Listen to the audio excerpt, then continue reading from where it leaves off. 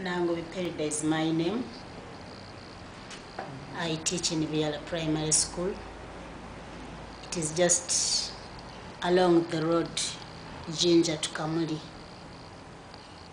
after the roundabout going to Kampala. I'm a Ugandan. I've been teaching in Buyala Primary School for almost 7 years. I know what takes place in Buyala Primary School, the community, the teachers, and most of the pupils. This school involves both girls and boys. It is a UPE school. I was posted there as deputy head teacher of Buyala Primary School. I'm a counselor. I've been counseling these pupils, both the girls and the boys. Since this school is a UPE, we have some challenges, sometimes which lead to the dropouts of the girl child. You find that UPE, as a policy of the government, it requires all the pupils to pass or to be promoted from one class to another. And you find that even those pupils who are not able to go to the following class or the next class are promoted. And this causes a danger to some of these pupils who are unable to perform in the next class.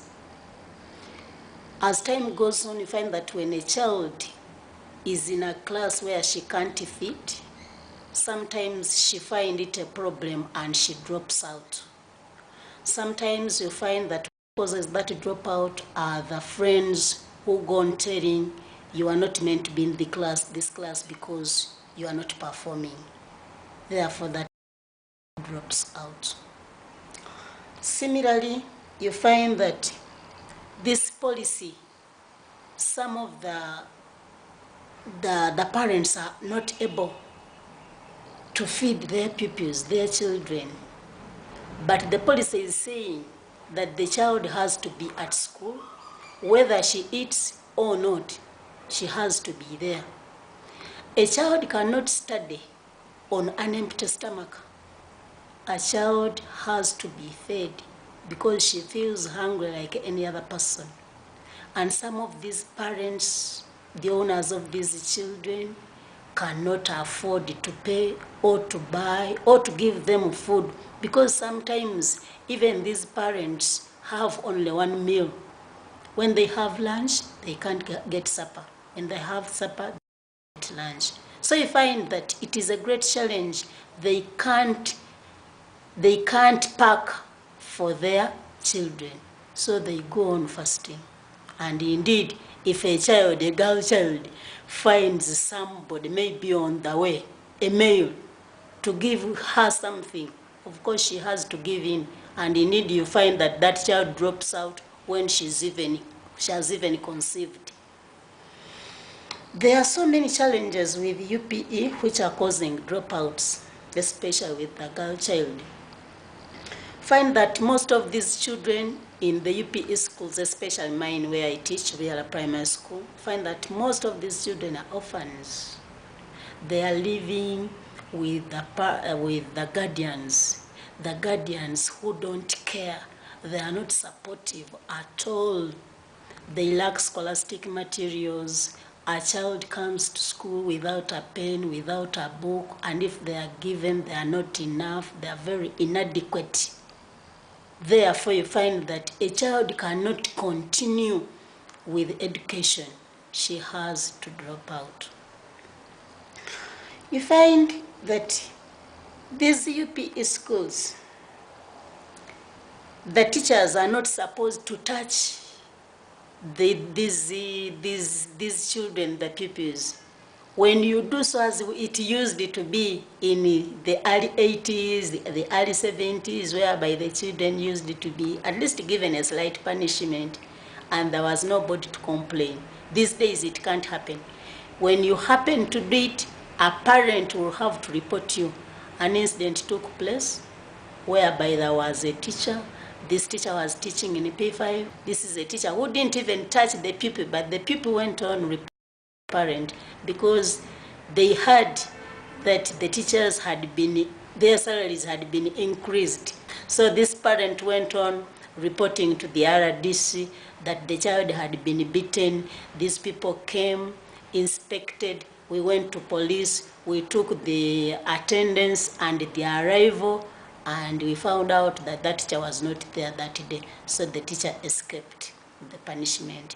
So you find so many problems. A teacher cannot tolerate to continue having this child generally who reported her or him that such and such a thing happened, yet it didn't take place. These parents are primitive. The parents around those areas, most of them are primitive. Why are they primitive? Most of them are dropouts, and the children they are bringing to this school happen also to drop out because they don't have any good example for them.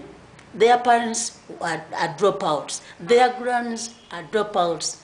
Do you expect these people to continue with education? Their mentors are dropouts, which means what they tell them is contrary to what would have been told them, such that they could continue with their education. That's why you find so many dropouts from this school. And the dropouts begin from P5. There is an incident which took place in P4. A child conceived when she was in P4. She was around 12, 13, around there. Yeah. Socially, there are so many problems causing the dropouts. But when you look at the attendance, you find that the girls do love coming to school. They do love coming to school, and when you go to classes, generally you find that girls are more than the boys. Only that, again, the parents do us a disservice. Sometimes they take them to help them in babysitting. I'm going to dig, you help me and keep your friend, like that, and so on and so forth. So when we try to inquire, they really tell us their problems. Mommy told me to keep the child. Mommy told me to go to the garden, and they continue missing. That's why you find that even the performance goes down.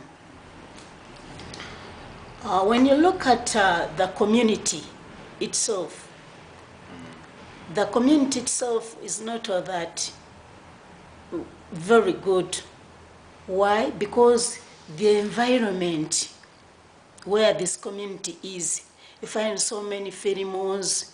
These people live, sometimes escape from school during class hours. They go for pheromones. There is a lodge around, very big lodge. One time we even got one child from there, and she was in P7. You find a girl from P7 going to a lodge. It is really embarrassing. And this child, in fact, dropped out. She didn't complete because she was embarrassed when we got her. So there are so many challenges.